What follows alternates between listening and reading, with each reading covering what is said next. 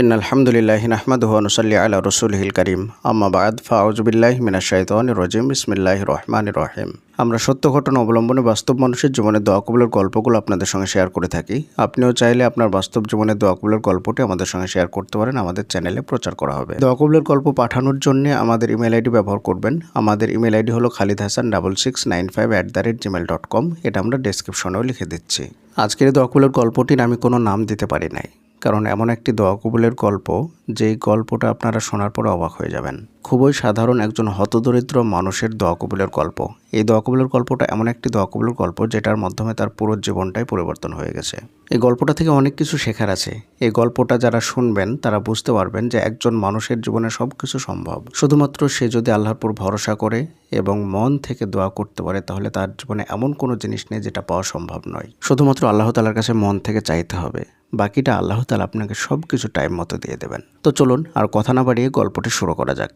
প্রথমে তিনি আমাদেরকে সালাম দিয়েছেন, আসসালামু আলাইকুম ভাই, কেমন আছেন?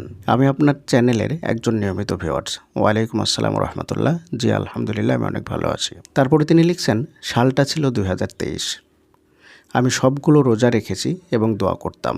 আমাদের পারিবারিক অবস্থা গুরুতর খারাপ হয়ে যাওয়ার কারণে আমাদের সবগুলো গরু বিক্রি করে দিয়েছে। সবসময় বাবা একটা গরু কিনতে চাইতো, কিন্তু টাকার জন্যে গরু কিনতে পারতো না। টাকা ম্যানেজ করলেও অন্য কাজে খরচ হয়ে যাইতো। আমি সবসময় নামাজ পড়ে দোয়া করতাম, আল্লাহ তুমি আমাদেরকে একটা গরু কেনার টাকার ব্যবস্থা করে দাও। গত 24 সালের জানুয়ারি মাসে আমার বড় বোন আমাদেরকে একটা গরু কিনে দেয়, কিন্তু সেটা বর্গা পালতে দেয়।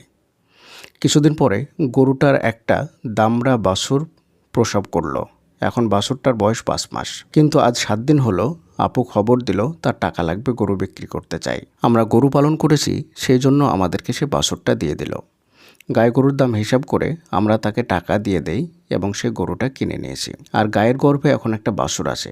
মাঝখানে আমি দোয়া করা একেবারেই ছেড়ে দিয়েছিলাম, কারণ 3 বার টাকা ম্যানেজ করার পরও টাকা খরচ হয়ে যাইতো, কিন্তু গরু কিনতে পারতাম না। অবশেষে একসাথে 3টে পাই। সুবহানাল্লাহ, আল্লাহ উত্তম পরিকল্পনাকারী। আমি আল্লাহর কাছে চাইলাম একটা, কিন্তু আল্লাহ আমাদেরকে একসাথে 3টা দিল। আল্লাহর শুকরিয়া আদায় করে শেষ করা যাবে না। তাই যাদের দোয়া কবুল হচ্ছে না তারা দোয়া করা ছেড়ে দেবেন না, ধৈর্য ধরবেন।